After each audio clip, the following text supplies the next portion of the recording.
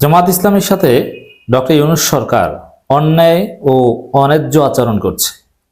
জামাত ইসলামী চাইছে কিন্তু সরকার দিচ্ছে না। হ্যাঁ, ভেতরে ভেতরে অনেক চাওয়াটাও হয়, কিন্তু সেগুলো যদি না দেয়, এগুলো বাইরের মানুষ কিন্তু জানে না। তো এখন জামাত ইসলামীকে বঞ্চিত করার বিষয়টা, জামাতের সাথে অন্যায্য এবং অন্যায় আচরণ করার বিষয়টা এমন এক পর্যায়ে এসেছে, জামাত এখন বাইরে বলে দিচ্ছে। আমিরে জামাতের একটা বক্তব্যে জামাতের হতাশার চিত্রের একটা বহিঃপ্রকাশ ঘটেছে। জামাতের নিবন্ধন ফেরত না দেওয়া জুলুমের শামিল।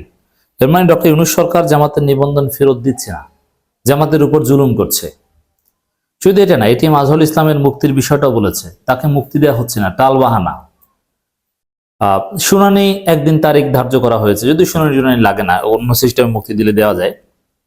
এখানে আমি জামাতের ব্যর্থতাও দায়ী করব, নিবন্ধন হোক আর এটিএম আজহারুল ইসলাম হোক, দুইটাই জামাতের ব্যর্থতা রয়েছে। তারপরও জামাতের টনক যেহেতু শেষে নড়েছে, সরকার যদি আন্তরিক হতো, জামাতের উপর যদি জুলুম না করতো, এটা যদি কোনো গেম না হতো, যেমন আজকে বিচারক অসুস্থ, আসতে পারেনি, ঠিক আছে, সামনের সপ্তাহে শুনানি, অগ্রাধিকারের ভিত্তিতে ওটা কয়েকদিনের মধ্যে সমাধান করে দেওয়া যায়। কিন্তু না, অনেক পরে শুনানির তারিখ দিয়েছে। এটা তালবাহানা স্পষ্টত। এর মানে আমিরে জামাতের বক্তব্যে স্পষ্ট যে জামাত ইসলামের সাথে জামাতের নিবন্ধন ফিরিয়ে না দেওয়া এবং এটিএম আজহারুল ইসলামের মুক্তি না দেওয়া, এই দুইটা বিষয়ে সরকার জামাতের উপর জুলুম করছে, জুলুমের শামিল, স্পষ্ট বলেছেন। কেন? কারণটা কি? রহস্যটা কি যে জামাতের নিবন্ধন ফিরিয়ে না দেওয়ার পিছনে কি যুক্তি থাকতে পারে? জামাত এই মুহূর্তে সবচেয়ে হিট দল, জামাতকে সরকার মূল্যায়ন করে ডাকে, সব ঠিক আছে, জামাত নির্বাচন করবে এটা তো নিশ্চিত, এবং জামাত জিততেও পারে, না জিতলেও সেকেন্ড হবে, জামাতের নেতৃত্বে কোনো জোট ক্ষমতা আসলেও আসতে পারে। তো সেই দলের নিবন্ধন নিয়ে তালবাহানাটার কারণটা কি থাকতে পারে? দর্শক, কারণ হিসেবে আমি যেটা মনে করি, ইটস পার্ট অফ নেগোসিয়েশন। সরকার কিংবা ডিপ স্টেট, সরকার যে একেবারে ইন্ডিপেন্ডেন্টলি রান করে তা না, ডিপ স্টেটের খেলা আছে এখানে। তারা জামাতের নিবন্ধন এবং এটিএম আজহারুল ইসলামের এই বিষয়টাকে কেন্দ্র করে, যেমন যদি প্রয়োজন হয় যে তোমরা নির্বাচনে আসো বা আইসো না, এরকম নানান হিসাব নিকাশ প্রয়োজন হতে পারে সরকারের পথ চলার জন্য, তখন এই দুইটা ইস্যুকে কেন্দ্র করে দর কষাকষি করবে যে তোমরা সরকারের এই সিদ্ধান্তটা মানো জামাত, তাহলে তোমাদের নিবন্ধনটা দিই, আর যদি না মানো তাহলে এটা লেট হবে, তোমরা এইটা মানো তাহলে এটিএম আজহারুল ইসলামের মুক্তিটা দিয়ে দিই। মানে এক্সচেঞ্জ, বিনিময় করা, নেগোসিয়েশনের একটা পয়েন্ট হিসেবে রেখে দেয়া এই দুইটা ঘটনার কারণে জুলুমের শামিল। এটা জামাতের ব্যর্থতা। ওটা ওই 5 আগস্ট থেকে 8 আগস্টের মধ্যেই ঘটনা ঘটানো যেত। আর নিবন্ধন, ওটাও জোর করে ঘাট ধরে আদায় করে নেওয়া যেত। কিসের নিবন্ধন? নিবন্ধন দিতে হবে, দিবি না মানে কিসের? আদালত ঘেরাও দিয়ে আমরা বিচারপতিদেরকে লাথি দিয়ে সরিয়ে দিই। এই বিপ্লবীদের বা এই বিপ্লবী সরকারের আমলে।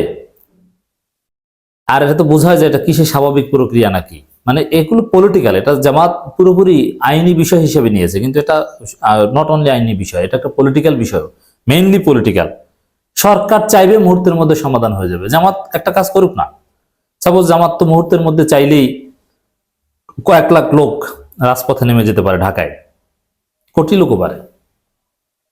জামাত 4-5 লাখ লোক নিয়ে বঙ্গভবন ঘেরাওয়ের হুমকি দিল যে এটিএম আজহারুল ইসলামের মুক্তি না দিলে বঙ্গভবন ঘেরাও, তারপরে চুপ্পুকে বঙ্গভবন থেকে কলার ধরে বের করে চুপ্পুকে নিয়ে যাব কাশিমপুর কারাগারে, অথবা বঙ্গবন্ধু মেডিকেল বিশ্ববিদ্যালয়ের ভিতরে হয়তো আছেন এটিএম আজহারুল ইসলাম, ওখানে চুপ্পুকে ভর্তি করে দিয়ে আসবো আর এটিএম আজহারুল ইসলামকে নিয়ে আসবো, দেখবেন যে কয়েক ঘন্টার মধ্যে মুক্তি। কিচ্ছু না, জামাতের সাথে কোনো মারামারিতে যাওয়ার সাহস এই প্রশাসন, পুলিশ, সরকারের কারণেই। মানে জামাত চাইলে হুমকি ধামকি দিয়ে এগুলো আদায় করতে পারত, কিন্তু করেনি। এটা তাদের ব্যর্থতা। প্রায়োরিটিতে ছিল না জামাতের। এরা কর্মী সম্মেলন করবে, এটা তাদের প্রায়োরিটি। দর্শক, এই বিষয়ে জামাত অলরেডি আলটিমেটাম দিয়েছে, যদিও সেই আলটিমেটামের গুরুত্ব নিয়েও কথা আছে, কারণ আলটিমেটামটা জামাতের প্রথম সারি কোনো নেতা দেননি। নরসিংদীতে জামাত ইসলামী একটা সমাবেশ করেছে, বিশাল সমাবেশ, কর্মী সম্মেলন, লোকে লোকারণ্য, চমৎকার দৃশ্য। সেখানে নানান বিষয়ে কথা বলেছেন, এই বিষয়গুলো উঠেছে, এবং সেই প্রোগ্রাম থেকে আমির জামাত কঠিন বার্তা দিয়েছেন যে নিবন্ধন ফিরিয়ে দিতে হবে, এটিএম আজহারুল ইসলামের মুক্তি দিতে হবে। এই বার্তাটা অনেক আগে দেওয়া উচিত ছিল, এবং নাইলে রাজপথে নামবে জনগণ। এর মানে এখন জামাতকে রাজপথে নামার ঘোষণা দিতে হচ্ছে। আর রাজপথে নামার ওই মিছিল মিছিল ওইসব কিছু না, রাজপথে নামলে ভালোভাবে নামেন, একদিনে কয়েক ঘন্টায় সমাধান ফল নিয়ে বের হন। ওই যে বললাম না, বঙ্গভবন ঘেরাও দেন, চুপ্পুতে এমনিতে ভয়ের মধ্যে আছে, চুপ্পুকে কলার ধরে ওখান থেকে বের করে আন, কিচ্ছু করতে পারবে না। কোনো সেনাবাহিনী, কোনো অফিসার জামাতের একটা কর্মীর গায়ে টোকা দেওয়ার সাহস রাখবে না। বৈষম্য মুক্ত, সাম্য ও মানবিক দেশ গড়তে জাতিকে আরো একটা ধাক্কা দিতে হবে। মানে আবারও জামাত একটু মাঠে নামা বা আরো বিষয় আছে, যেমন সংবিধান বাতিল করা, এরকম কিছু কিছু বিষয় তো আর একটু ধাক্কা দেওয়ার প্রয়োজন। বৈষম্যমুক্ত, সাম্য, মানবিক দেশ করতে জাতিকে আরো একটা ধাক্কা দেওয়ার আহ্বান জানিয়ে বাংলাদেশ জামাত ইসলামীর আমির ডাক্তার শফিকুর রহমান বলেছেন, যেন তেন ভাবে নির্বাচনে জাতি চায় না, নির্বাচনের মতো নির্বাচন চায়। মানে এই যে সংস্কার ছাড়া দ্রুত নির্বাচন, এটা জামাত চায় না। সুষ্ঠু নির্বাচন চায়। এই নির্বাচনে পেশি শক্তি আর কালো টাকার খেলা চলবে না। এমনটা চাইলে লড়াইয়ের জন্য প্রস্তুত থাকতে হবে। এটা সহজে আসবে না, আমরা বুঝতে পারছি। একটা ধাক্কা 24-এর জুলাই আগস্ট দেওয়া হয়েছে, আর একটা ধাক্কা জাতিকে দিতে হবে। অত্যন্ত তাৎপর্যপূর্ণ বক্তব্যের মানে সংস্কার সহজে হবে না। বিএনপির কথা মতো নির্বাচন আয়োজনের চেষ্টা সরকার করবে, যেহেতু নির্বাচন কমিশন তাদের পকেটের লোক। এজন্যে ছাত্রদের, জামাত শিবিরকে রাজপথে থাকতে হবে। আগে স্থানীয় সরকার নির্বাচনের ব্যবস্থা করতে হবে, তারপরে সংস্কার, গণপরিষদ, তারপর জাতীয় নির্বাচন, তার মধ্যে আবার ছাত্র সংসদ নির্বাচন। এই বিষয়গুলো কিন্তু জরুরি দর্শক।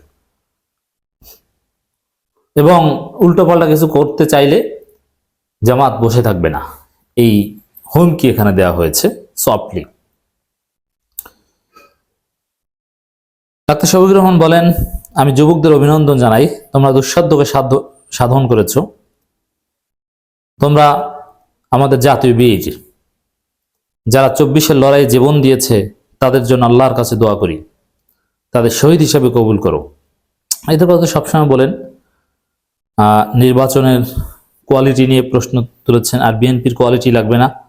বিএনপি একদিকে বলছে এই প্রশাসনে সব জায়গায় অস্থিরতা বা প্রশাসন ঠিকমতো চলছে না, সব জায়গায় নাকি আওয়ামী লীগ, আবার এর অধীনেই নির্বাচন চায়। মুনাফিকি কাকে বলে, কত প্রকার। ভোটের অধিকারের বিষয়টার উপর জোর দিচ্ছেন। জামাত ইসলামের বিরুদ্ধে নানান অপবাদের জবাব দিয়েছেন।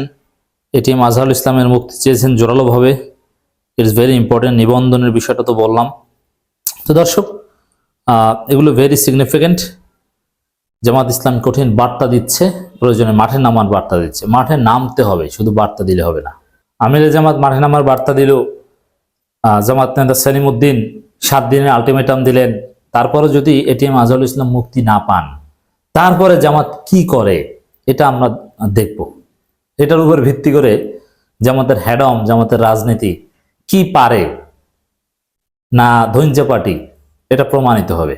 অতএব জামাত এখন আমাদের সামনে অ্যাসিড টেস্টে পড়েছে, যে এটিএম আজহারুল ইসলামকে মুক্ত তাদের করতেই হবে। সরকার তো এমনি দেবে না, ঘাট ধরে দেয়াতে হবে। কিন্তু জামাত কি পারে, আমরা অপেক্ষা করছি অ্যাসিড টেস্টের জন্য।